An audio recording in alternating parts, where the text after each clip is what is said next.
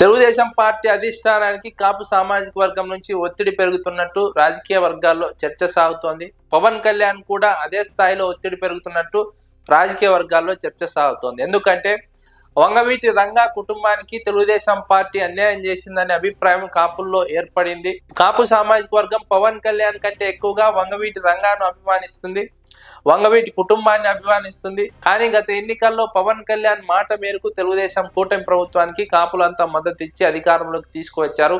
అధికారంలోకి వచ్చిన తర్వాత వంగవీటి ఫ్యామిలీకి ఖచ్చితంగా ప్రాధాన్యత ఇస్తారని భావించారు. కానీ అధికారంలోకి వచ్చి 16-17 నెలలు అవుతున్నా ఇప్పటికీ ప్రాధాన్యత ఇవ్వకపోవడంతో కాపుల్లో ఒక రకమైనటువంటి అసంతృప్తి, ఆందోళన పెరిగింది.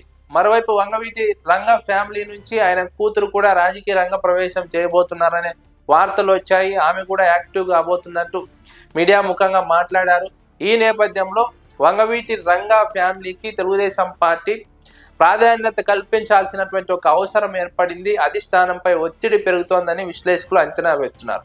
వంగవీటి రంగా కూతురు ఆశా కిరణ్ కనుక వైఎస్ఆర్సీపీలో చేరితే ఖచ్చితంగా తెలుగుదేశం పార్టీకి, జనసేన పార్టీకి ఇబ్బందికర పరిణామంగా మారుతుంది.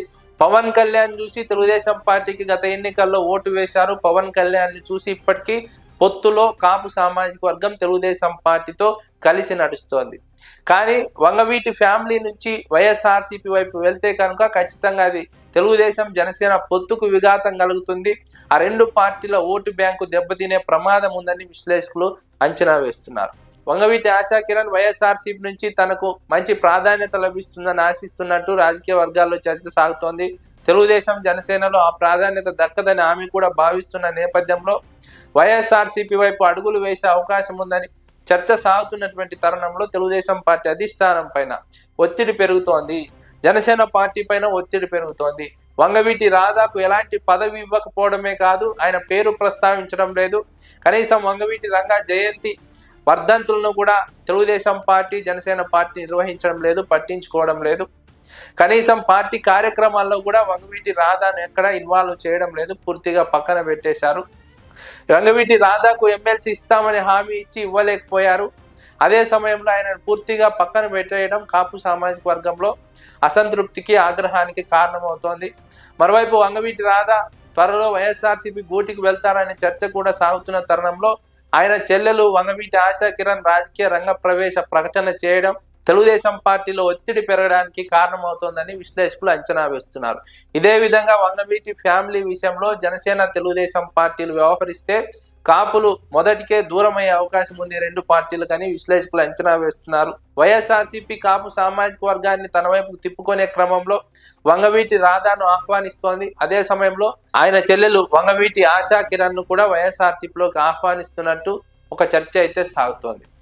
వైఎస్ఆర్సీపీ గత ఎన్నికల్లో కోల్పోయినటువంటి కాపు సామాజిక వర్గ ఓటు బ్యాంకును దగ్గర చేసుకునే క్రమంలో వంగవీటి ఫ్యామిలీని వైఎస్ఆర్సీపీ వైపు ఆహ్వానిస్తోంది. తెలుగుదేశం పార్టీ అధికారంలోకి వచ్చింది. గత ఎన్నికల్లో వంగవీటి రాధాతో ప్రచారం చేయించుకుంది, ఎన్నికల్లో అధికారంలోకి వచ్చింది, కాపులతో ఓట్లు వేయించుకుంది, కానీ పట్టించుకోవడం లేదు. కనీసం గత ఎన్నికల్లో ప్రచారం చేయించుకోకుండా ఉంటే కాపులు కూడా పెద్దగా ఫీల్ అయ్యే వాళ్ళు కాదు. కానీ గత ఎన్నికల్లో వంగవీటి రాధాను ఎన్నికల ప్రచారంలో వాడుకొని ఇప్పుడు 16-17 నెలలు అవుతున్నా ఆయనను పట్టించుకోకపోవడం పైన కాపుల్లో ఆగ్రహం, ఆవేశం వ్యక్తం అవుతోంది. ఈ నేపథ్యంలోనే వంగవీటి ఆశా కిరణ్ రాజకీయ రంగ ప్రవేశం కూడా సంచలనం రేపుతోంది.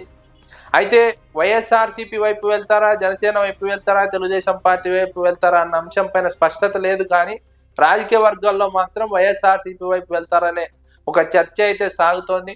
అందుకే తెలుగుదేశం పార్టీ అధిష్టానం పైన ఒత్తిడి పెరుగుతోంది. తెలుగుదేశం పార్టీ అధిష్టానంపై ఒత్తిడి నేపథ్యంలో ఎలాంటి నిర్ణయం తీసుకోబోతుందన్న ఒక చర్చ కూడా రాజకీయ వర్గాల్లో సాగుతోంది.